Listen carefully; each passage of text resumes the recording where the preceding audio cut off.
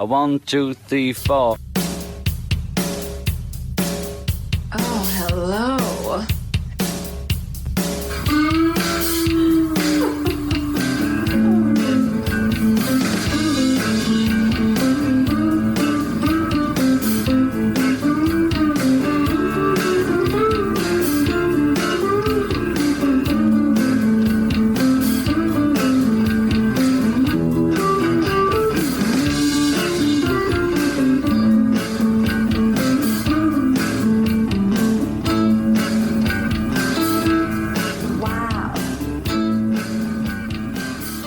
Serious rock talk back on the dial, traveling at a speed at a 33 1/3 RPMs. You could also travel at the speed of 45 RPMs, where it is at a faster speed, better sound, more clarity, but you have to get up twice as much to change the other side. And 9 out of 10 times, you don't like the other side until you listen to it a 10th time. Then after the 1,000th time, it's on your playlist. I'm your host, Kennedy, and in the studio with me, a man who is no stranger to Herb Alpert. In the Tijuana Brass, Dr. Ian Clark. Pleased to be here. And we are back, ladies and gentlemen. I hope everyone enjoyed the summer. And here we are. So today, I am going to talk about a special band. Who would that be? Well, I'll get to it. There are bands we love and others we loathe, but we can never get a true definition or meaning of why we admire or despise a band. Is it because they are so popular that you've had enough of them? Are they that bad that you feel they get way too much recognition than what they deserve? Is it that they are just that awesome and the facts don't lie, and you must deal with it? Because when life gives you lemons, you make lemonade. Today, I want to talk to you fellow listeners and fans of the podcast about one of the greatest Canadian band of all time. And you're asking yourselves, is it the band? No. Is it the Guess Who? Yeah, it's a good choice, but no. Is it Buffalo Springfield? Ian's like, is it? No, it's not. Is it Rush? Yeah, no. Next show, maybe. Is it Neil Young and Crazy Horse? Tom Cochrane and Red Rider? No, those are pretty good. Is it Bryan Adams and the Dudes of Leisure? No, you're close, because you know it is one of my go-tos. Is it the Tragically Hip? Nope. It's none other than Nickelback. That's correct. The band you love to hate. So if you're through with standing in line to clubs you'll never get in, it's like the bottom of the ninth and you're never going to win, then maybe it's time to come over to my side and appreciate the band I love. Now, everyone has their comments and calls the band 3-chord Nickelback. No, they have 4 chords. And for all the haters, critics, know-it-alls, claiming that Chad Kroeger can't sing, can't write, and his voice is unlistenable, just stop. Let me tell you something. I have 3 words for you misfits. Y'all need Jesus. That's all I gotta say. The band consists of Chad Robert Turton Kroeger, Michael Douglas Henry Kroeger, Ryan Anthony Peake, and Daniel Patrick Adair. Nickelback was known before as the Village Idiots, formed by brothers Michael and Chad Kroeger. Their cousin Brandon Kroeger and Ryan Peake rounded out the band. The band later changed its name to Nickelback, which originated from the nickel in change that band member Mike Kroeger gave to his customers at a job at Starbucks. He would frequently say, "Here's your Nickelback." Originally, they were a cover band who performed covers from Led Zeppelin and Metallica. Nickelback's first release was a 7-track EP called Hesher, which was released in 1996, which they had to borrow $4,000 to get this recorded from their dad. In the same year, Nickelback recorded their first full-length album, Curve. Fly was released on the Hesher and Curb, and it was the first single produced by Nickelback. That year, Brandon Kroeger, their original drummer, left as it was becoming too much for him. They had then had Mitch Gaydon to be their drummer, but he was not meant for the cold weather. Then Ryan Vicadell became their drummer from 1998 to 2005, which led to former Three Doors Down drummer Daniel Adair and has been behind the kit for Nickelback ever since. As you can see, they have the similarity of the Rolling Stones with very little turnover and no drama. In 1999, the band signed with Roadrunner Records, which is a metal record label launched in 1980 in the Netherlands. Roadrunner's initial business was importing North American metal band recordings into Europe. In 1986, Roadrunner opened its US headquarters in New York City and later opened offices in the United Kingdom, Germany, France, Japan, Australia, Denmark, Russia, and Canada. Early successes included albums from King Diamond, that was the first Roadrunner artist to enter the Billboard Top 200 Albums chart, and Annihilator. The label also handled early Metallica releases in the Scandinavian region. This was not quite the signing that anyone would have envisioned, and even some metal writers, artists, producers, and metalheads were asking, why did they sign Nickelback? Well, they took a chance. And the first album released off that label was The State, which was released in 2000. Nickelback's second independent release was also issued at the time in which Canadian content requirements were increased, and according to local radio stations, had begun to desperately seek out homegrown products. So, I'm pretty sure you remember at that time that they wanted more than 30% Canadian content. I know. And if you look back into the 70s when the CRTC came in 71, putting this mandate, a lot of radio DJs said, no, we don't want to play the Canadian stuff because at the time it just was not all that good. Was that or Gordon Lightfoot? Yeah, well, it wasn't all that popular except for Earl Gordon. So, as they want homegrown products, the album fared very well on the indie charts for Nickelback. Nickelback toured Sicily in support of The State, logging approximately 200 shows while playing alongside other groups of the burgeoning post-grunge genre. So, technically speaking, Nickelback was kind of like a pre-grunge before they went into hard rock. Okay. Their commercial appeal wasn't lost on the record industry either, and the State's distribution rights were quickly snapped up by Roadrunner Records in the US and EMI in Canada. As the band continued to tour, Kroger kept writing new songs, many of which were polished in front of live audiences. Much of that material found its way onto Silver Side Up, which was produced by Rick Parashar, who produced Pearl Jam's 10, Alice in Chains' Sap, and Blind Melon's self-titled debut album, Blind Melons. That's the one with the little girl dressed up as a bee on the cover. And the combination of Nickelback's growing popularity was just, it was coming. This was also recorded at the Greenhouse, the same Vancouver studio used for the State's creation. And this also, the combination of the Nickelback's growing popularity and Kroger's focused songwriting propelled Silver Side Up to album charts across the world, spearheaded by the hit single, How You Remind Me. Kroger capitalized on that exposure by producing another Vancouver-based band, Default, and collaborating with Saliva's Josie Scott for the Spider-Man soundtrack. The Long Road then arrived in 2003, featuring an increasingly polished sound and another high-charting single, Someday. While some listeners criticized the apparent similarities between Someday and How You Remind Me, The Long Road had little trouble maintaining Nickelback's wide audience, eventually selling over 5 million copies worldwide. In February of 2005, Nickelback returned to Kroger Studio in Vancouver to begin work on another album. ZZ Top, Billy Gibbons, and Pantera's Dimebag Darrell, who unfortunately died before the album's released, were guests on the chart-topping All the Right Reasons, which arrived in October 2005. It proved to be Nickelback's most popular effort to date, and a feat that attracted the attention of veteran producer Mutt Lange. Nickelback traveled to Lange's home in Switzerland to share songwriting ideas. Lange was impressed, and they enlisted him to helm their next album, Dark Horse, in November of 2008. Nickelback's seventh album, Here and Now, which was preceded by the singles Bottoms Up and When We Stand Together, hit the streets on November 21st, 2011. Nickelback makes loud, emotional music and took heavy post-grunge into the 2000s, and by most measures, they were the most popular group in North America.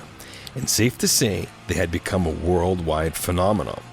The 2000s is their decade, and thank God. Just like Vanilla Ice said, 2004 became the lost generation.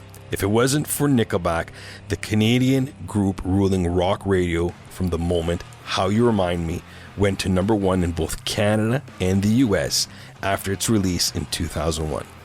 They repeatedly dominated the rock charts, balancing crossover power ballads like Someday and Photograph, and with cheeky rockers like Rockstar and Something in Your Mouth. Chad Kroeger honed his frontman skills by performing with cover bands in Hanna, Alberta, a small Canadian town 215 kilometers northeast of Calgary. And with that experience and exposure, he was able to harness his writing skills, stage presence, and being able to display that pure rock voice. He was able to step in front of Nickelback and also step outside the group to record Hero for the soundtrack of the 2002 Spider-Man, along with appearing on records by Santana. Chad was even able to help his then wife, Avril Lavigne, with cameos that indicate how the band's popularity extended beyond die-hard rock audiences. So, what I'm going to do now is I have some Nickelback albums that are ranked. And this was thankful to the help, I believe, of, was it Loudwire that helped me out on this one? So they sold over 50 million albums worldwide. But which of their works is their best? Loudwire broke this down for us, so it is Loudwire. Good for you. All right. So, number 10, they have their album Curb that was released in 1996. It's interesting to see Nickelback, how they have evolved over the years. This is the band's earliest album, and it was heavily influenced by 90s alt rock, and Fly was the only single to be released from this album.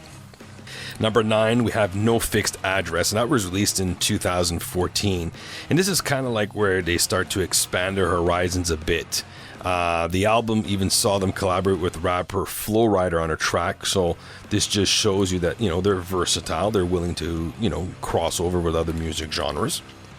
Number 8, we have Feed the Machine, which was released in 2017. This one here has probably their best critical reviews it received in some time, but then again, it's ranked at number 8. Number 7 is The State, so this is Nickelback's breakthrough at radio. At radio when we really came in 1998. This is where they started getting some hits on radio because it was their sophomore album. Number 6 is the album Get Rolling, which was released in 2022. Again, this is now a heavier sound. They got a lot more heavier. They're starting to really go into the hard rock, I find. So this one here is not a bad album. I do have this album. Actually, I almost have all of them. Nickelback, Here and Now in 2011. This is the one that has with the song We Stand Together and Bottoms Up. Again, this is a decent album. Number 4 is The Long Road. This is a monster success, as they would call it. Number 3, I was surprised it was number 3, but then again, when they tell me what number 2 and 1 are, I'm not surprised. Silver Side Up. So this is where it had their song How You Remind Me. Well, this is actually a number 3. Number 2 was Dark Horse, and this is the one that Robert Mutt Lange produced, hence it's at number 2. And then the number 1 album, of course, is All the Right Reasons. This one is just a banger. This is the first album that Daniel Adair came on. So for those of you who know, Daniel Adair used to be the drummer for Three Doors Down. He took a chance and figured, let me go with Nickelback, because he is a Canadian boy from Vancouver. He played that right. Yeah, he did. He did quite well on that one. And this is the one that has Photographs, Saving Me, Animals, Far Away. This is just also Rockstar. It's just a banger. It's just a banger. So, here's something that I need you people to digest. Nickelback is officially eligible to be inducted in the Rock and Roll Hall of Fame. Just let that sit in. Just let it settle. That's okay. Don't cry, because I'm happy. And those 4 guys are going to be inducted sometime soon, I hope. So now, this is a list from Ian, your favorite website, AmericanSongwriter.com. I know it, actually. Yeah, and I knew you would. So the top 10 songs by Nickelback. Number 10, If Everyone Cared. Number 9, Got to Be Somebody. Number 8, Someday. Number 7, San Quentin. So this one's from the Get Rollin' album. Number 6, Follow You Home. Number 5, If Today Was Your Last Day. Number 4, Far Away. Number 3, Rockstar. Number 2, Photograph. And number 1, How You Remind Me. Do you agree with that, more or less? More or less? Yeah, How You Remind Me is definitely going to be number 1. I like Photograph. Rockstar I like, but I think I would have put Someday at in the top 5. That's just me. Okay. I do like that song, Someday. More or less. Yeah. Someday, somehow. I love that song. All right, so let's look at some Nickelback facts. Ian, I know you're a big guy on facts because Huge. courtesy of you, I was able to silence a critic on a Rolling Stone comment, and I haven't heard from this guy ever since. So No, I think he's in therapy. he's in therapy. So here we go.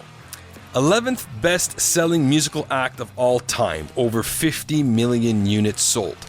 Second best-selling foreign group in the USA of the 2000s, behind the Beatles. Okay?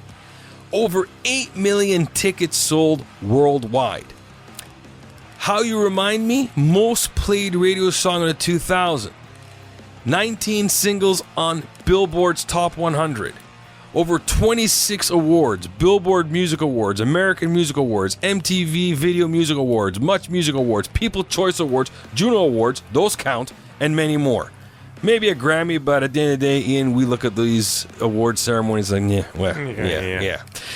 All the right reasons, certified diamond for sales over 10 million copies in the United States, making them the first Canadian male band to achieve that level. Are you still with me, people? Because remember, y'all need Jesus. Okay?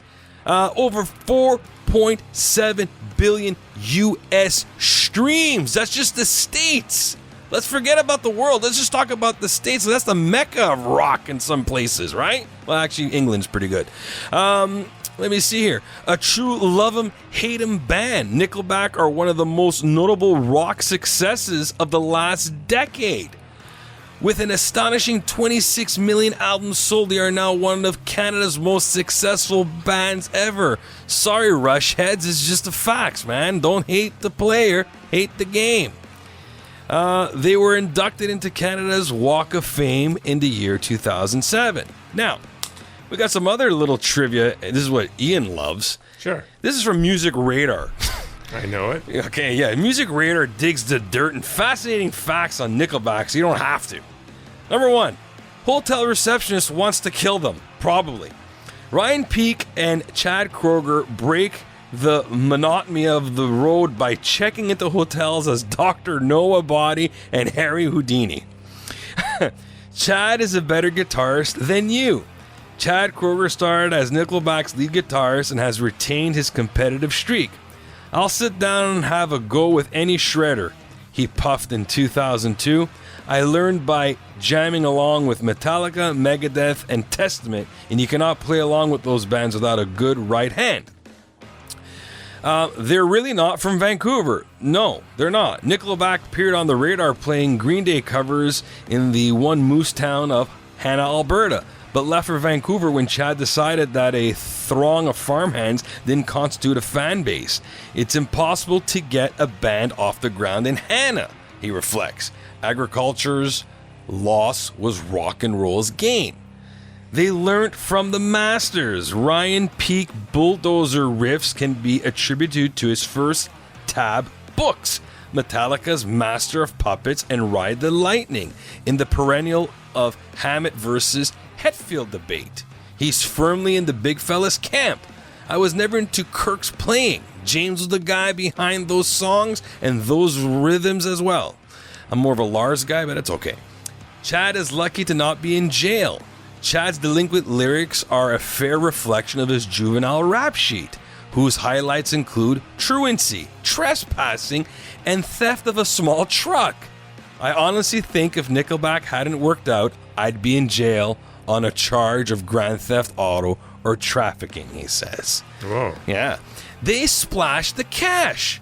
The killer hook in How You Remind Me, when the band drop out and Chad bellows for handing you a heart worth breaking, was the idea of a drum tech, Andrew Mahoney. Chad reflects. He goes, "You guys should do a big stop right at the last chorus." We gave him $5,000 just for that suggestion. Was it worth $5,000? Who knows? Probably. Their name has a rubbish story behind it. The Beatles came to John Lennon in a dream. The Doors was inspired by a William Blake poem. The origins of Nickelback were more prosaic, with the name occurring to bassist Mike Kroger as he toiled in Starbucks, repeating the same mantra as he handed customers their change. "Here's your Nickelback." Chris Martin is a fan. Did you know that? No. Jaws dropped when it emerged that Nickelback's red-blooded odes to sex, cars, and having sex in cars had struck a chord with Coldplay's Fair Trade frontman. They take a lot of flack from people who never done F all in all their lives, he says. I think they're great. They murder axes.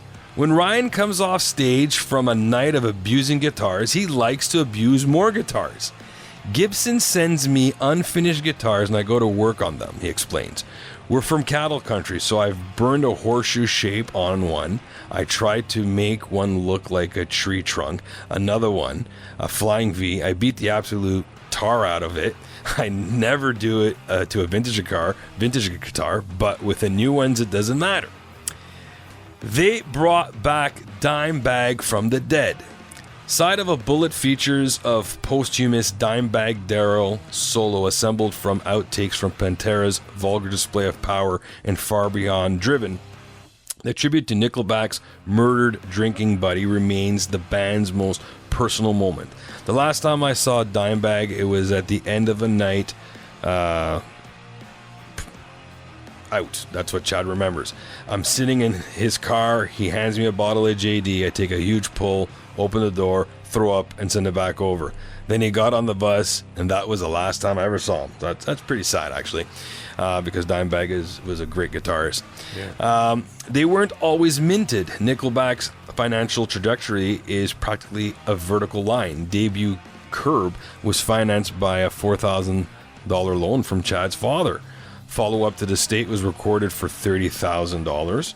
This year, the band signed a manager deal worth $70 million. When we were kids in a garage, we were never thinking of God. I can't wait to be rich, counts Chad. More like, I can't wait to see all the chicks in the front row. My hair was terrible. I was 26. I looked 37. Chad Kroger hates his hair too, just in case you guys don't like it neither. But now they get free guitars. As the owner of a credit card that's got no limit, it's no wonder Chad has refined his taste in gear. My guitar was a black Flying V. He recalls it was quite the heavy metal guitar, but I traded it in 10 years ago. The frontman now chooses from an arsenal of PRS electrics stored on a tour bus, including a single-cut hollow body signed and delivered by Paul Reed Smith. I call him Santa Claus, he laughs. As you know, Chad hates his hair too. The case against Nickelback has long hinged on Chad's spinal in a wind tunnel hairstyle. But it might surprise the haters to learn the singer is no fan either. He goes, I was watching the How You Remind Me video and I even was disgusted. He sighs. My hair was terrible. Maybe it looked so old. And he quotes, I was 26 and I look 37. Chad has yet to tire of How You Remind Me. Well, me neither, because I actually like that song. So we'll leave it at that.